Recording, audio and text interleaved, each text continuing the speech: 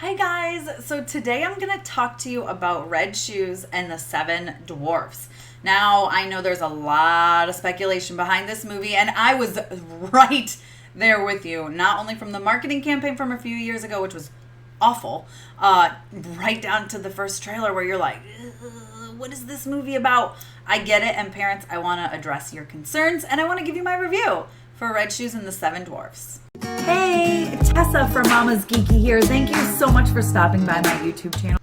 Okay, so if you don't know what I'm talking about, there's basically a lot of body image stuff surrounding this movie.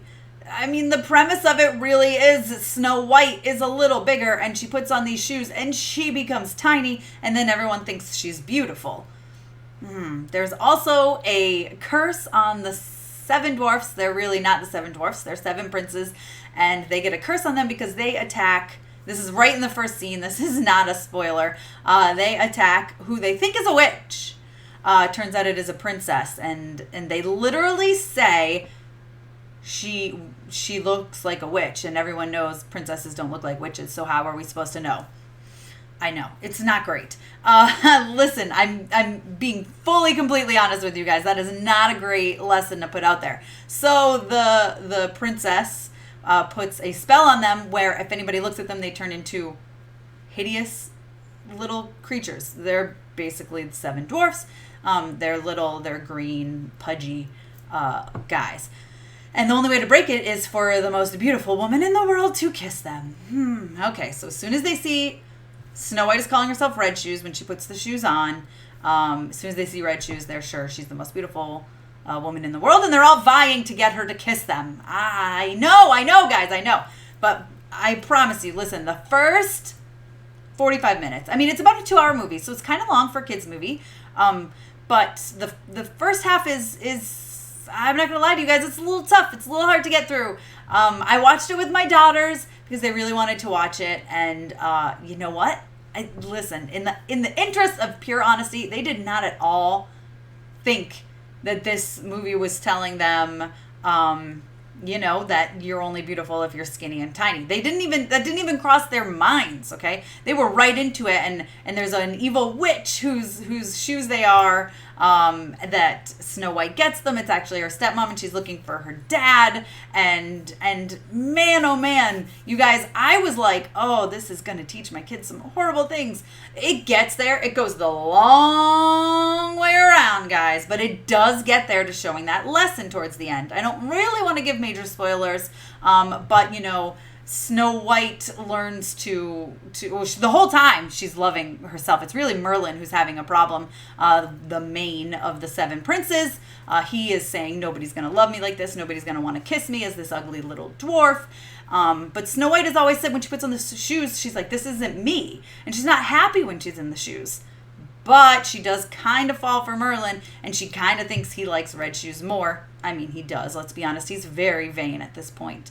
And so she's going to wear the shoes. Number one, for the dwarves help, because they will only help her if she looks like that. If she was regular Snow White, they wouldn't help her. Again, I know there's underlying really not great messages here. But the message that comes out at the end, I asked my daughters when it ended, and I said, what do you think the lesson of this is? And they both said, to feel comfortable in your own skin, and everybody is beautiful in their own way. And I was thinking, wow, that's what you guys learned from this? So I totally get, as a parent, being like, I am keeping my kids 100,000,000 feet away from this movie. I'm not going to watch it. I think if you sit down and watch it with them, it might be some eye-opening. I almost feel like we should trust our kids to get the full lesson more than we do, because I was terrified. I'm being totally honest with you guys here. And my girls didn't even see that part. Like, it didn't faze them at all. They never thought, well, this is saying you're only beautiful if you're tiny and skinny. They never saw that. Merlin ends up learning the lesson that he should embrace himself and embrace Snow White for who she is. And, it really does have good lessons in the end. There's this king in there, King Average, but it's average, and he owns it. He is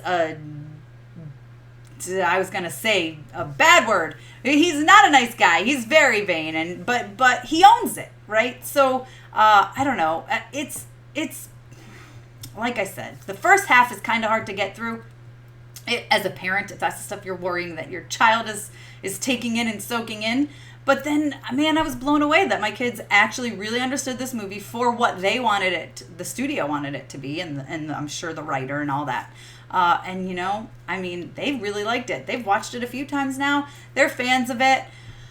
I think it ends up teaching a good lesson. So it ends up, yes, being totally worth watching. But it is a struggle to get through the beginning. I'm being 100% honest with you guys. But I think your kids might understand it more than you have faith in them to understand it. So keep that in mind. You guys let me know what you think down below.